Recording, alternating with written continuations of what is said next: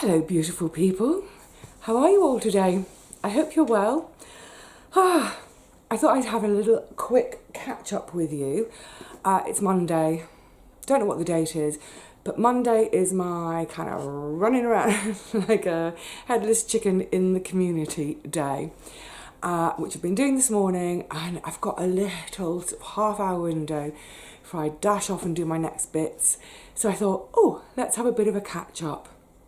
I'm going to try and keep it shorter today. Famous last words. So,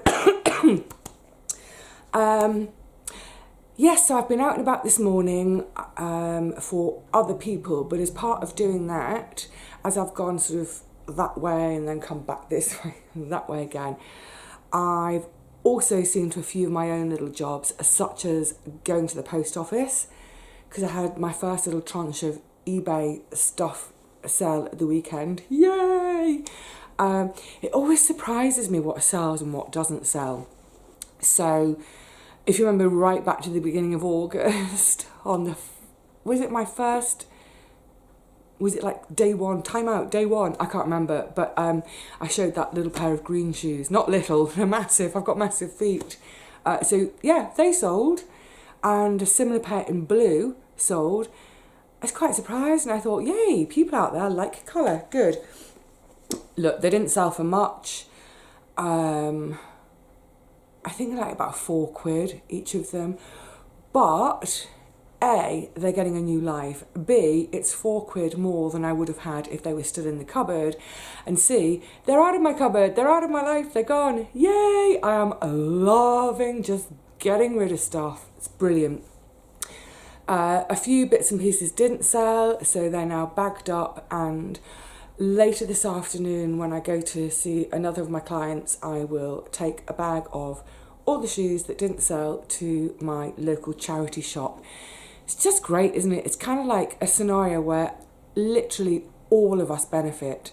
Someone gets a brand new, to them, pair of shoes, cheap as chips. I get a little bit of cash. The charity shops still get a little bit of something. I loved the fact, to just tell you really quickly, Vivi, get on with it. One of the pairs of shoes I sold, oh, gorgeous. I think I showed them as well. The sort of brown suede ones, very 1940s looking. I had a message from the buyer to say, could I send them special delivery today for her to get them tomorrow because it's for a wedding on Wednesday. And I loved it because actually I bought them for a wedding. I bought them for a wedding in Paris. So I messaged back to this lady to say, yes, of course, I'll make sure I do that for you. And I told her the little story of the shoes in Paris. She loved it. So, you know, it's not always just about the cash, is it? There's that lovely kind of, that little story has now followed the shoes, and if she ever gets rid of them, maybe she'll pass the story on of the day she wore the shoes to her son's wedding, it was for, and the fact that they'd also been to a wedding in Paris all those years ago. Such a daft old romantic, aren't I? But I love things like that. I love stories and history. So yeah, ton of my parcels went this morning on my way to a couple of clients that way. I've got another pick up and drop off to do for someone else shortly, so hopefully I'll get the rest of my parcels taken out at the same time. It's like, and then tonight when I get home back at 6 o'clock, I might try and do a little bit more uploading onto eBay if I've got any energy left. But while I was out and about this morning, now, do you remember I talked about the opening of the new shop very, very close to my home? Excuse me, hang on a sec. The sort of waste-free shop. So they had, they opened last week, but they'd had a few delays on a few things, so they're not quite there yet. So I kind of had a quick nosy in there last week, just literally through the window, because there was a massive queue for them. Isn't that brilliant? Queuing for this lovely new shop. But this morning, on my way back, that way up the road, I've been up and down the road so many times I've lost count, there was no one queuing and there was no one in the shop. So I took the chance to just pop in, see how far they'd got, check out where they're at the moment. And it's a mixture. It's not entirely a waste-free shop, so it's not quite like For Earth's Sake in Cranley, the shop that Paul has made quite a few videos about. His friend Vanessa opened that place.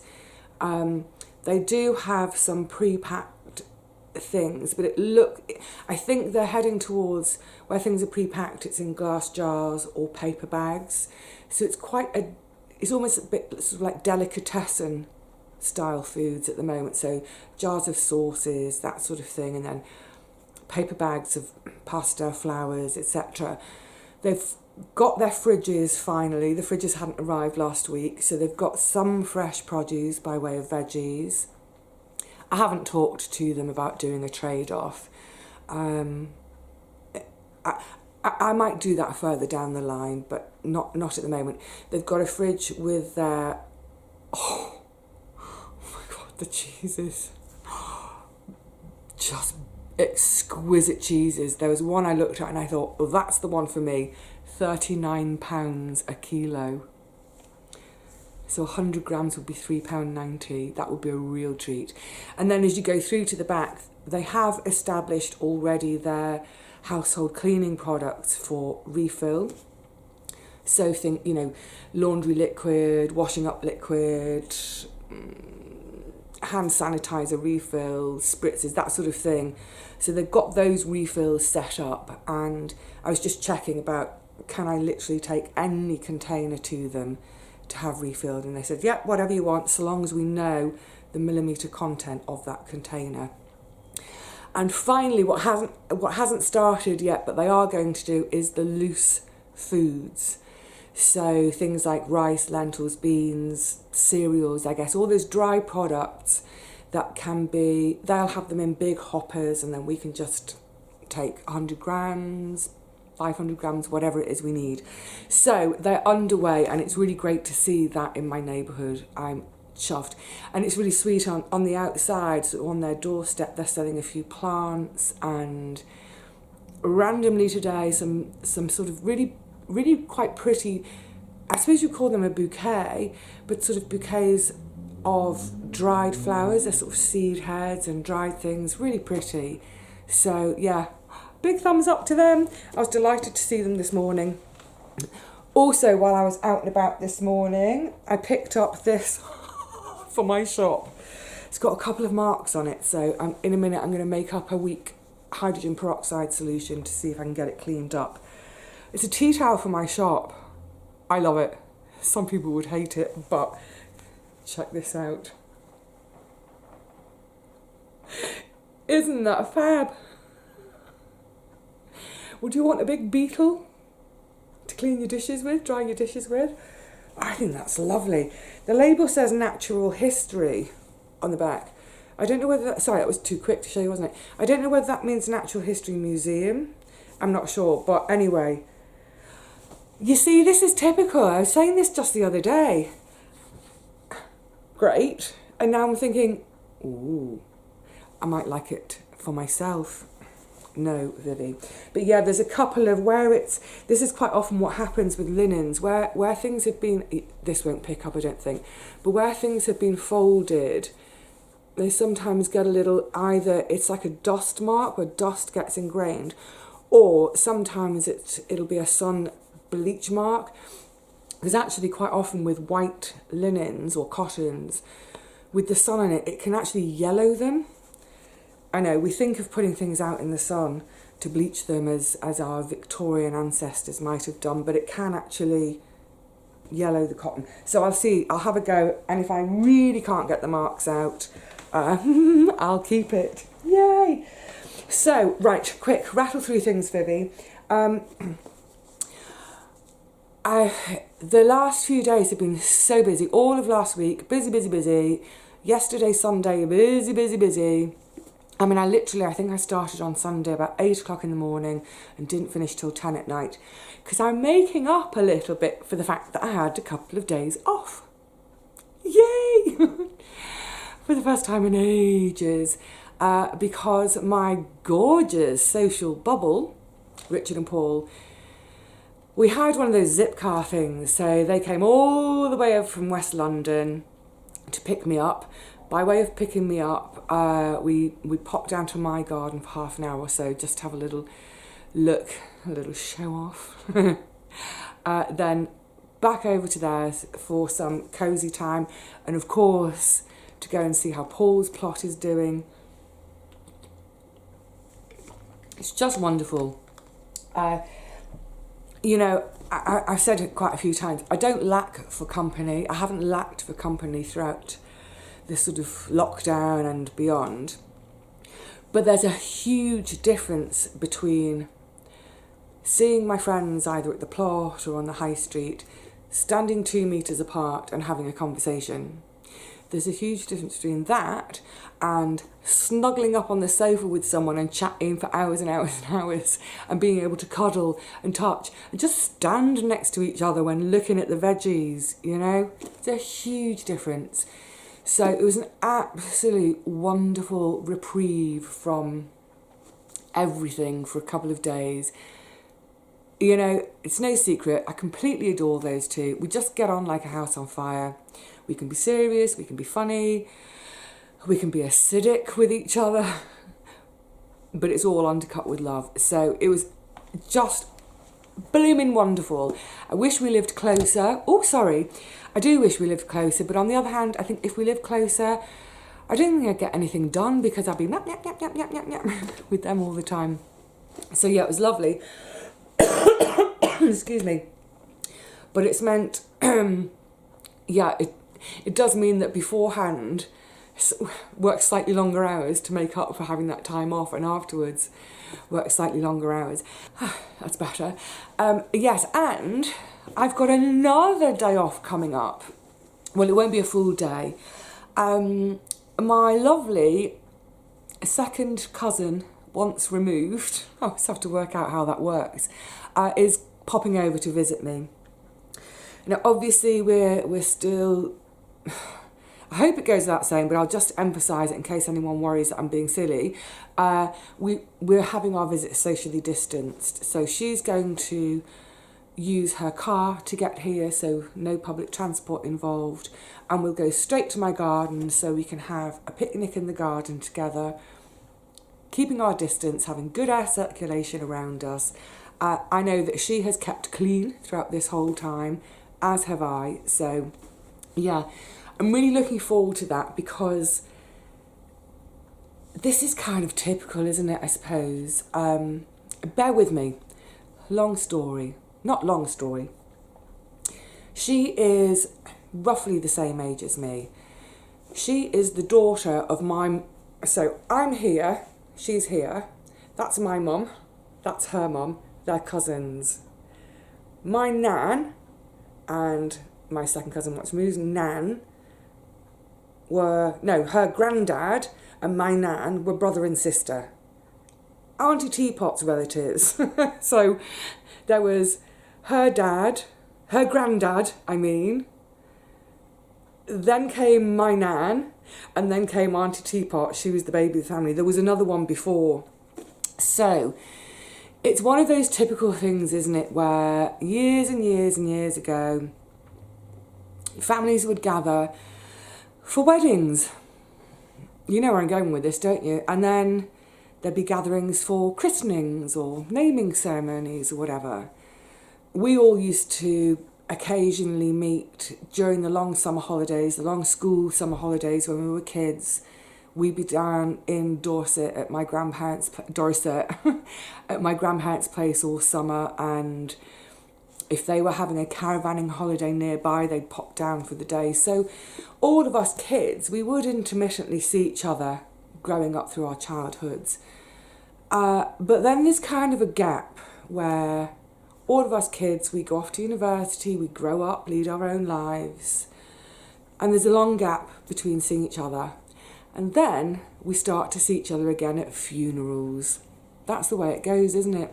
Weddings, christenings, funerals.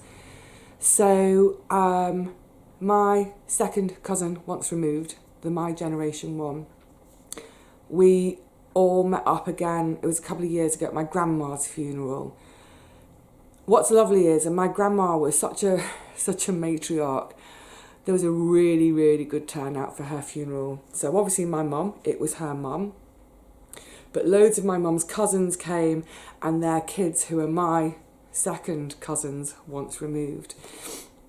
So at my nan's funeral, yeah, it was lovely in a way. You know, my nan, obviously we were all sad to lose her, but she was 99 and a half.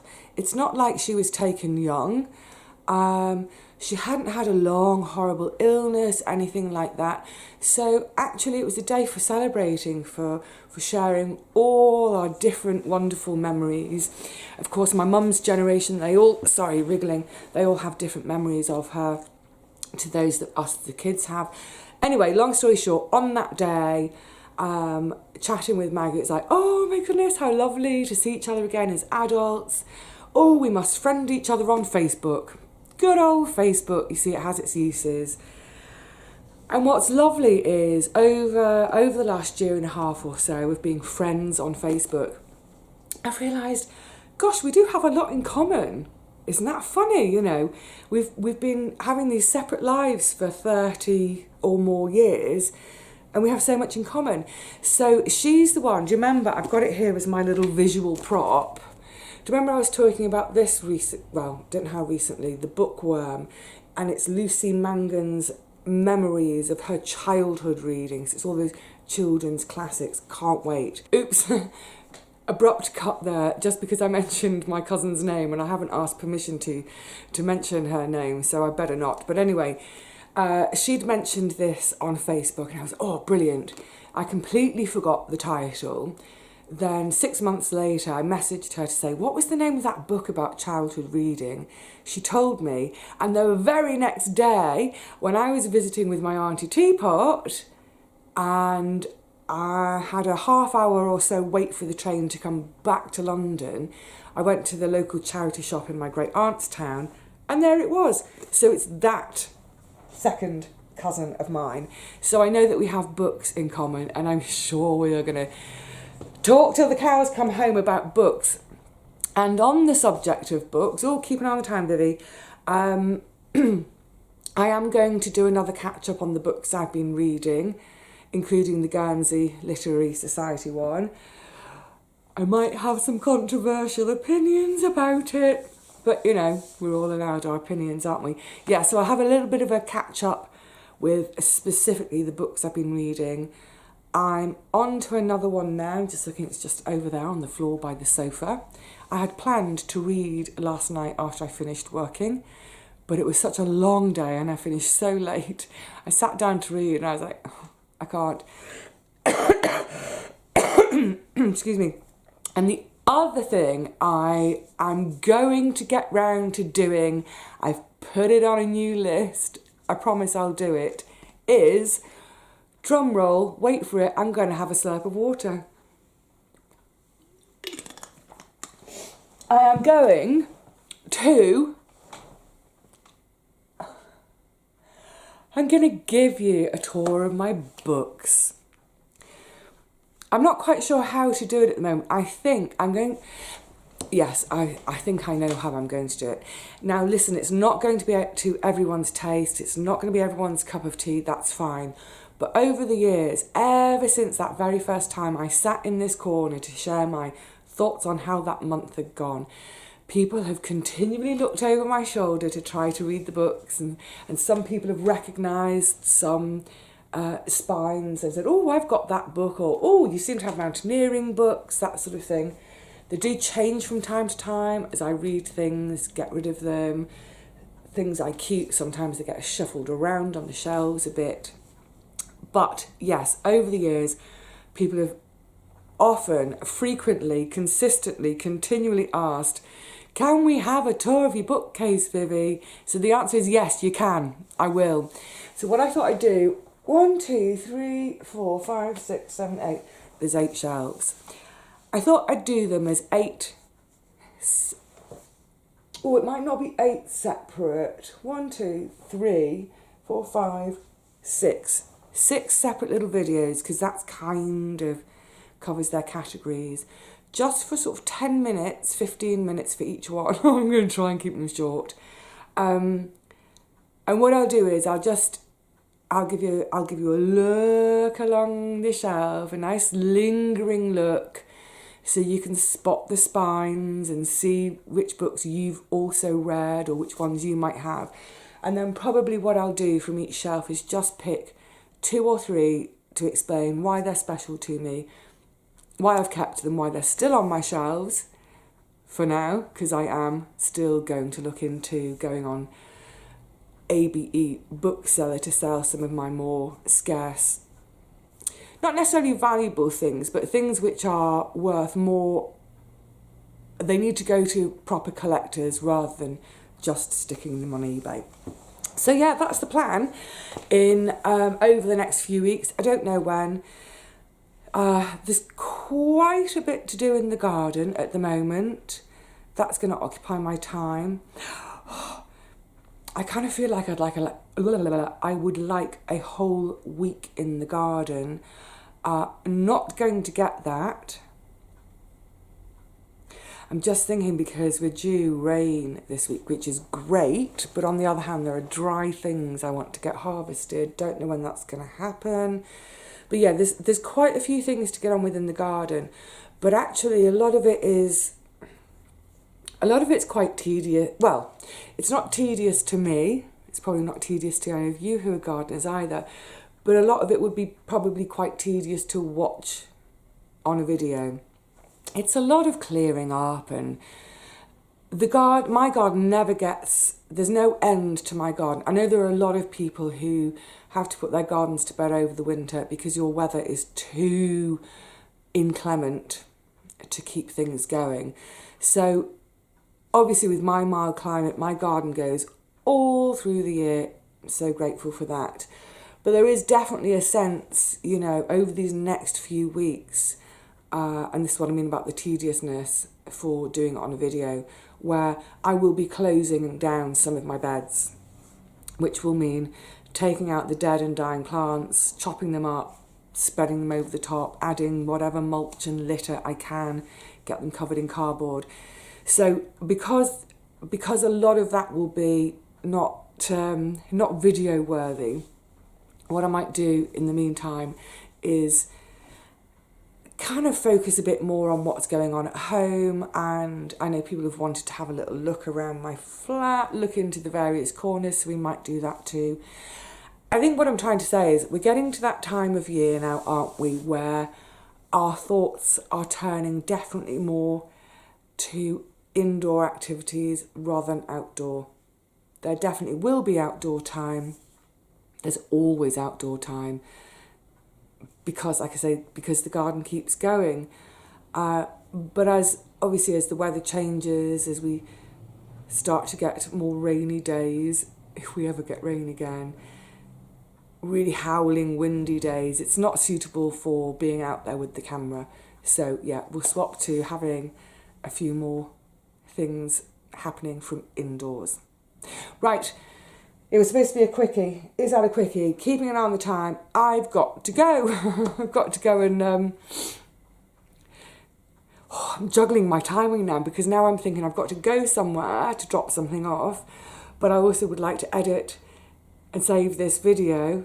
So do I try quickly to edit and say, no, I better go and do my next errand, come back, get you lot seen to, you lot, I love you lot, get you lot seen to before I then go off and do my next little bit of an errand, and make up my little bleach solution for my beetle tea towel. Couldn't think what the word was then. See if I can get those marks out. Lots to do, lots to get on with. Chop chop everyone, let's get busy. When will I see you again? I don't know.